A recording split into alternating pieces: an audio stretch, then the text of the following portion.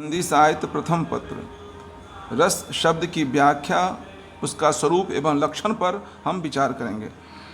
रस भारतीय वाङ्मय के प्राचीनतम शब्दों में से एक है। सामान्यतः रस शब्द का 4 अर्थों में प्रयोग होता है। पहला, पदार्थ का रस, जैसे अम्ल, तिक्त आदि। दूसरा, आयुर्वेद का रस। तीसरा, साहित्य का रस। और चौथा, मोक्ष या भक्ति का रस। प्राकृतिक रस में रस शब्द का अर्थ है किसी वनस्पति को निचोड़कर निकाला हुआ द्रव, अर्थात पदार्थ सार जिसका आस्वादन किया जा सकता है। आयुर्वेद में रस का अर्थ है पारद। यहाँ पदार्थ के सार का अर्थ तो निहित है ही, किंतु महत्व उसके आस्वाद का नहीं बल्कि गुण का माना जाता है।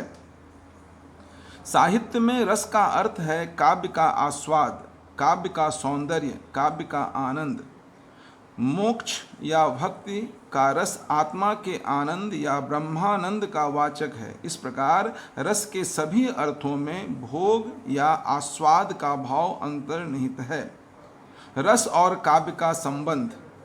काव्य शास्त्रियों ने काव्य स्वरूप का निर्धारण करते हुए एक रूपक उपस्थित किया है। तदनुसार शब्द अर्थ काव्य का शरीर है तो रस उसकी आत्मा है। पंडित राज विश्वनाथ का कथन है, वाक्यं रसात्मकं काव्यम, अर्थात रसयुक्त रचना को काव्य कहते हैं। जिस कृति को पढ़कर अथवा दृश्य काव्य को देख सुनकर हम अत्यधिक आत्मविभोर हो जाते हैं, आनंदातिरेक से तन्मय हो जाते हैं और हृदय में अनिर्वचनीय सुखानुभूति अनुभव करते हैं, उसे ही रस कहा गया है।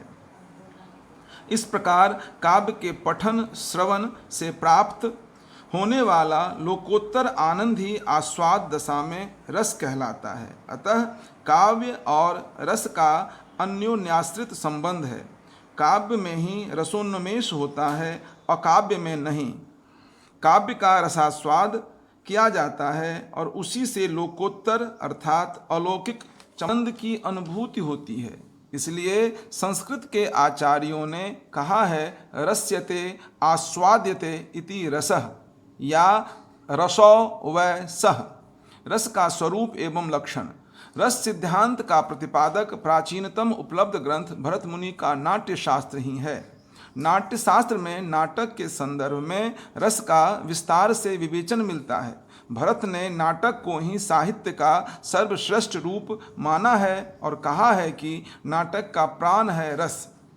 भरत मुनि के उपरांत रस सिद्धांत अधिक लोकप्रिय नहीं रहा। परवर्ती आचार्यों ने अलंकार और रीति को काव्य की आत्मा घोषित किया। रस सिद्धांत के पहले विरोधी आचार्य भामह थे। उन्होंने रस का अलंकार में अंतर्भाव कर लिया। दंडी ने भी रस को अलंकारों के अंतर्गत स्थान दिया।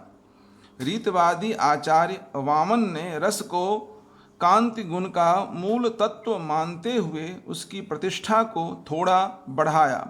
भामह से लेकर रुद्रट तक अलंकार और रीत की प्रधानता रही और रस का स्थान गौण रहा। रस की व्याख्या करने वाले भरत मुनि का यह प्रसिद्ध सूत्र है, विभावानुभाव व्यभिचारी संयोगाद्रस निष्पत्ति, अर्थात विभाव अनुभाव व्यभिचारी भाव ही, जिसे हम संचारी भाव कहते हैं, के साथ जब स्थायी भाव का संयोग होता है तब रस की निष्पत्ति होती है।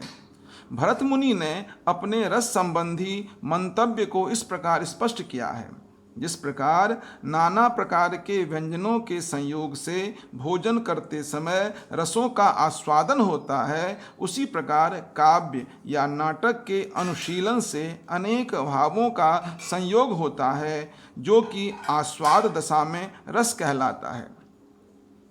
इस तरह स्वादिष्ट पदार्थों के आस्वाद की तरह काव्यगत भावों का आस्वादन ही रसास्वादन होता है। इस तरह भरत मुनि ने रस को आस्वाद्य माना है। लौकिक पदार्थों में आस्वाद से मन की प्रसन्नता और संतुष्टि होती है, तो काव्यगत रस के आस्वाद से तत्कालीन सुखानुभूति होती है। अभिनव गुप्त का मत। रस स्वरूप के विवेचन में आचार्य अभिनव गुप्त का प्रमुख स्थान है तथा सभी परवर्ती आचार्यों ने उनका अनुकरण किया है। इनके मतानुसार रस का अर्थ है आनंद और यह आनंद विषयगत न होकर आत्मगत ही होता है। परवर्ती आचार्यों के मत रस स्वरूप को लेकर आचार्य मम्मट ने स्पष्ट तथा अभिनव गुप्त के ही मत का पल्लवन किया है। विभावादि से व्यक्त रत्यादि स्थायी भाव को ही रस माना है। साहित्य दर्पणकार विश्वनाथ ने भी रस स्वरूप के विषय में परंपरागत विचारधारा का ही निरूपण किया है। उनका मत है कि सहृदयों के हृदय में स्थित रत्यादि स्थायी भाव ही विभाव, अनुभाव और संचारी भाव से अभिव्यक्त होकर रस स्वरूप को प्राप्त होते हैं। अंतःकरण में रजोगुण और तमोगुण को दबाकर सत्व गुण का उद्रेक होने से रस का साक्षात्कार होता है। वह अखंड अद्वितीय प्रकाश स्वरूप आनंदमय और अलौकिक चमत्कारी तथा ब्रह्मानंद के समान होता है। लक्षण। वस्तुतः संस्कृत आचार्यों ने रस की जिन विशेषताओं का समय समय पर उल्लेख किया है, रस विषयक उन सभी विशेषताओं का सारांश आचार्य विश्वनाथ ने इस तरह प्रस्तुत किया है। पहला, सहृदय ही रस का आस्वादन करता है। दूसरा, रस अखंड होता है। इसमें यद्यपि विभाव, अनुभाव, व्यभिचारी भाव आदि का स्वतंत्र अस्तित्व रहता है, परंतु रसानुभूति के समय वे अपना स्थायी भाव में विलय कर देते हैं। इस कारण सहृदय को उनकी पृथक पृथक अनुभूति न होकर समन्वित अनुभूति होती है।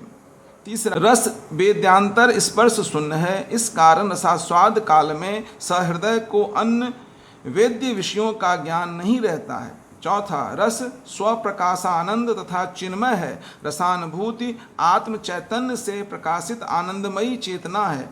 पांचवा, रस को ब्रह्मानंद सहोदर माना गया है। रस का आनंद ठीक ब्रह्मानंद के समान तो नहीं होता, फिर भी वह अलौकिक आनंद का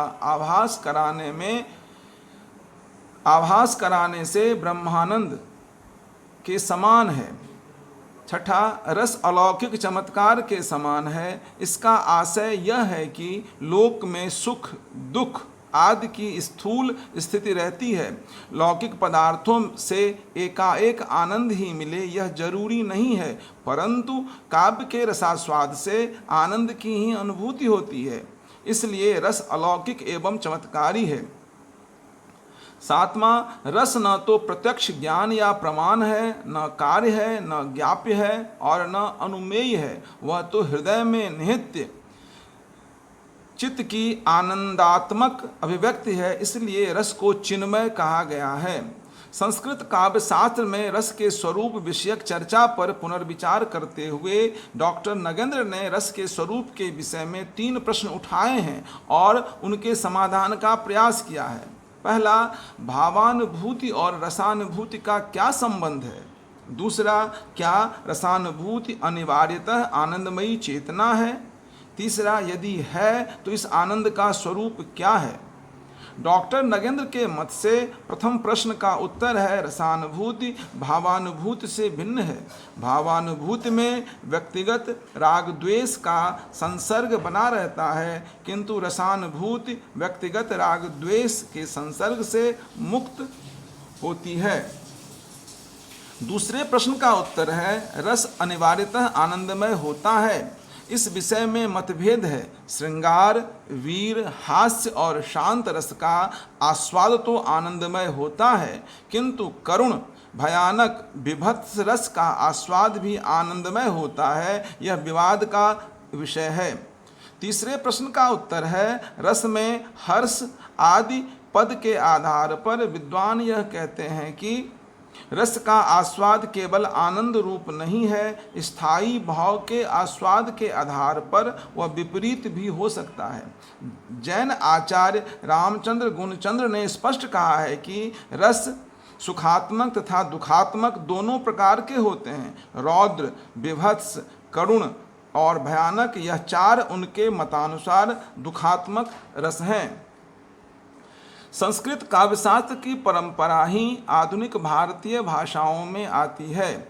यहाँ जयशंकर प्रसाद, आचार्य केशव प्रसाद मिश्र, बाबू श्याम सुंदर दास, बाबू गुलाब राय, आचार्य हजारी प्रसाद द्विवेदी सभी रस को आनंद स्वरूप ही मानते हैं, किंतु इस परंपरा में रामचंद्र शुक्ल एक ऐसे आचार्य हैं जो रस के समर्थ पोषक होते हुए भी रस की आनंद रूपता का स्पष्ट विरोध करते हैं। उनके मतानुसार रस आनंद स्वरूप नहीं है। निष्कर्षतः रस न सुखात्मक है न दुखात्मक। रस दशा हृदय की मुक्तावस्था का नाम है, जिसमें वैयक्तिक राग द्वेष का सर्वथा शमन हो जाता है। रस सरल अनुभूति नहीं है, उसमें अनेक परस्पर विरोधी अंतर वृत्तियों का घुलन मिलन संतुलन रहता है, अतः वह जीवन का वैविध्यपूर्ण अनुभव है।